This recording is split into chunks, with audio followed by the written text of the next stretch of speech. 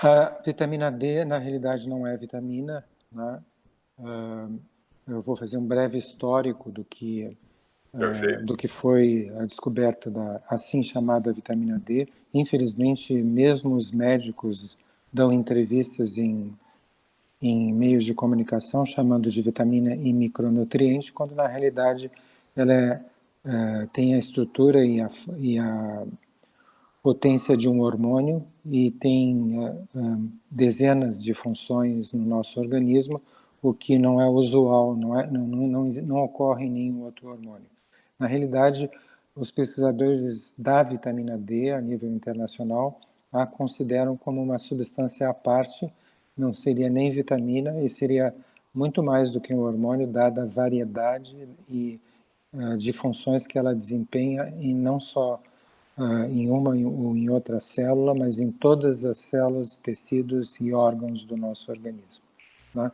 A vitamina D foi descoberta no início do século passado, não se sabia exatamente o que era que se encontrou no óleo de fígado de bacalhau, mas o que acontecia no início do século passado é que havia uma endemia de raquitismo na Europa, nos Estados Unidos, né, em que crianças não conseguiam absorver a quantidade de cálcio necessário para o desenvolvimento apropriado dos ossos e tinham deformidades ósseas, fraturavam os ossos com muita frequência e acabavam se transformando em adultos de aparência mirrada e de baixa estatura.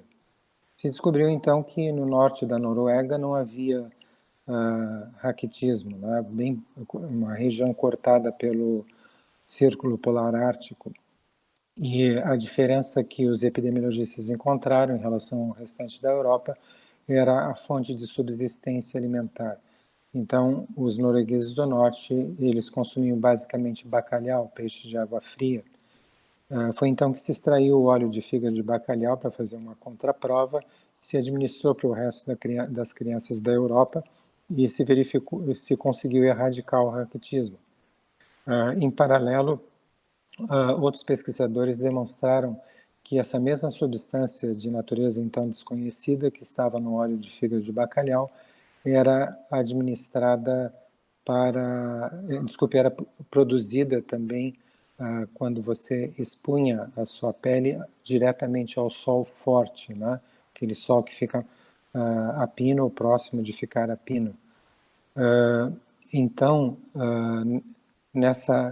essa substância foi chamada inapropriadamente de vitamina D simplesmente por uma sequência alfabética.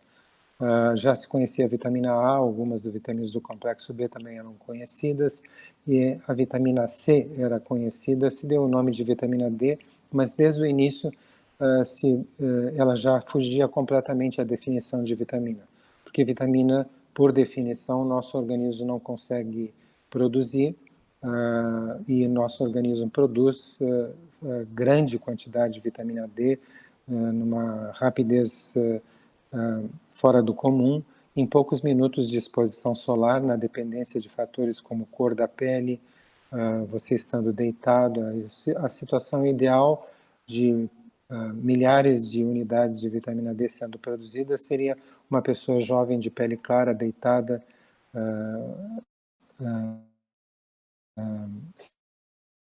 com quase coberto, sob o sol forte, em 5 a 10 minutos, ela produz uma quantidade de vitamina D suficiente para, se fizesse isso todos os dias, alcançar os níveis normais de vitamina D em cerca de 2 a 3 meses. Isso só é obtido através da alimentação se você tivesse a possibilidade de consumir 240 gemas de ovo, ou então 120 copos de leite, ou então 13 postas de salmão. Como isso é impossível, se vê que a vitamina D não tem nada a ver com vitamina, porque a quantidade que tem nos alimentos é irrisória e você só tem como fonte natural a exposição solar. Foi então que se entendeu por que havia raquitismo na Europa, de uma forma endêmica, porque nós vivíamos a segunda revolução industrial e os pais e mães trabalhavam nas fábricas em ambientes confinados e deixavam seus filhos trancados em casa. sem exposição solar. Então, como a única fonte natural de vitamina D é a exposição solar, havia a endemia de raquitismo na Europa. Então, Doutor Cícero, um minutinho só. Quando o senhor fala vitamina D, também existe uma grande exposição do nome vitamina D3. Existe essa diferenciação de D3, D2, vitamina D? sim, a vitamina D3 é a vitamina D dos animais. A vitamina D2 é a vitamina D produzida por alguns vegetais, tal como o cogumelo do sol, por exemplo.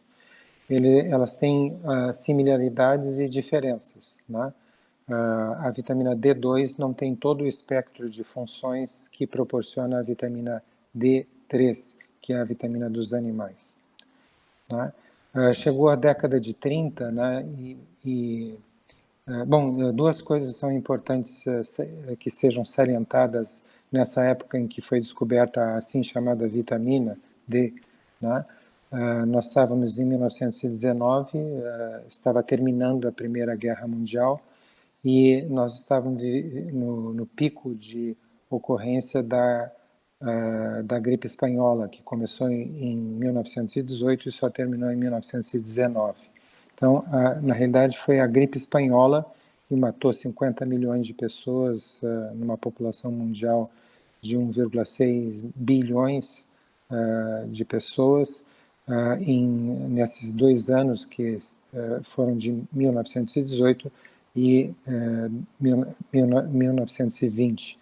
E hoje nós vamos tentar demonstrar para você que nós estamos repetindo o que aconteceu no século passado, né? Porque, bom, seguindo a sequência histórica, na década de 30, um químico alemão demonstrou que a vitamina D, na realidade, era um hormônio esteroide e que devido à estrutura da molécula da vitamina D, e que pertence ao mesmo grupo, portanto, de hormônios ao qual pertencem os hormônios sexuais femininos e masculino, e o cortisol. Ela passou a ser o quinto elemento desse grupo. Infelizmente, ela continua a ser chamada de vitamina D e isso causa grande confusão, porque as pessoas acham que se tiverem uma dieta balanceada, elas vão ter todas as vitaminas, inclusive a vitamina D, né? Elas vão ter as outras vitaminas, mas não a vitamina D, que só seria produzida de forma natural por exposição solar, ou então sendo suplementada. Depois da década de 30, bem mais para...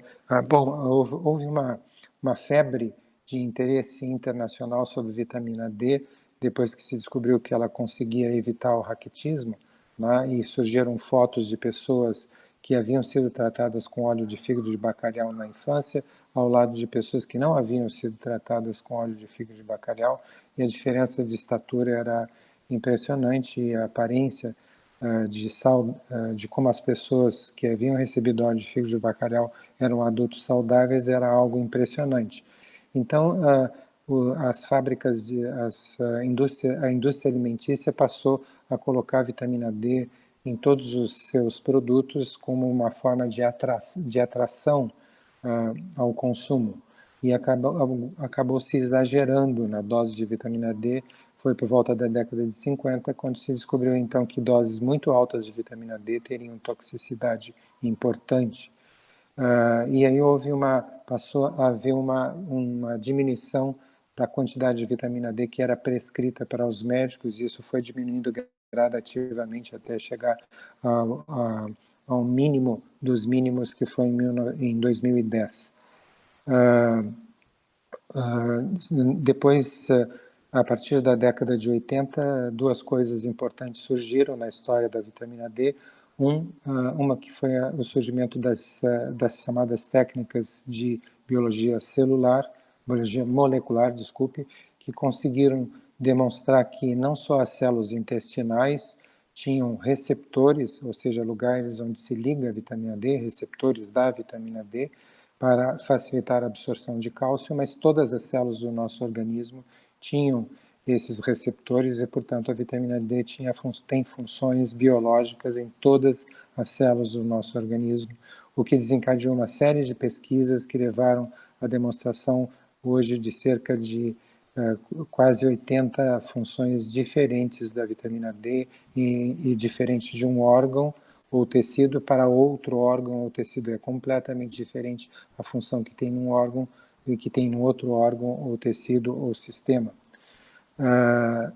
E outra coisa que foi importante no histórico da vitamina D é que a partir da década de 80, quando surgiu o filtro solar, se criou a questão da heliofobia, ou seja, do horror à exposição ao sol, com medo de que a exposição solar pudesse provocar câncer de pele e envelhecimento da pele. Então, os dermatologistas passaram a aconselhar o público a não expor a pele ao sol de forma alguma, e se tivesse que se expor ao sol, colocasse em filtro solar.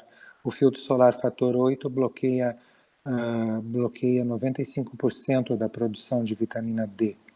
Então, na realidade, o que aconteceu é que a partir da década de 80, nós progressivamente começamos a repetir o que aconteceu no início do século passado. Começou a cair progressivamente os níveis de vitamina D na população, porque os médicos prescreviam quantidades irrisórias, as pessoas achavam que tinham na alimentação e passaram a se expor cada vez menos ao sol. As famílias saíram dos shoppings, dos parques, foram para os shoppings, houve uma grande migração do campo para a cidade, de um ambiente ensolarado para trabalharem e viverem em ambientes confinados. As pessoas deixaram de caminhar na rua, sob o sol, passaram a andar de ônibus, carro, metrô, ou seja, hoje 9 entre cada 10 pessoas no planeta têm deficiência de vitamina D, repetindo o que aconteceu no início do século passado. E aí o que aconteceu? As mesmas coisas estão ocorrendo, ou seja, um dos tecidos que mais tem receptores para a vitamina D, ou seja, onde ela atua de forma mais com maior força, intensidade e cuja importância, a importância da vitamina D é ainda mais fundamental do que para muitos outros tecidos, o sistema imunológico. O sistema imunológico, poderia dizer que praticamente ele não funciona ou funciona muito mal ou de forma incorreta com níveis baixos de vitamina D. E o que aconteceu? Assim como aconteceu a gripe espanhola no início do século passado, nós começamos, à medida que começou a cair os níveis de vitamina D da população, o sistema imunológico começou a ficar enfraquecido. Aí veio o primeiro coronavírus, que foi o SARS, em 2002, 2003, uma epidemia. Depois veio o segundo coronavírus, que foi a gripe do Oriente Médio, em 2008. Depois veio várias outras epidemias de outros vírus, como a gripe suína, H1N1, gripe aviária, sarampo, chikungunya, dengue, febre amarela mais recentemente, ou seja, várias epidemias foram se sucedendo de uma forma cada vez mais frequente, até que nós culminamos com uma nova pandemia, né, em que a maioria da população é afetada, que é a pandemia do terceiro coronavírus, que é a Covid-19. Doutor Cícero, o senhor fez um relato histórico muito interessante, mas surgiu uma dúvida aqui para mim. O senhor está fazendo uma relação entre a baixa deficiência de vitamina D prejudicando o sistema imunológico e, consequentemente, aí a população, a humanidade, estando mais frágil para combater os vírus do dia a dia. Mas voltando lá cerca de 100 anos atrás, quando tivemos a pandemia da gripe espanhola, lá as pessoas não usavam filtro solar, lá as pessoas viviam mais no campo. Qual que é a relação que o senhor faz desse fato histórico, então?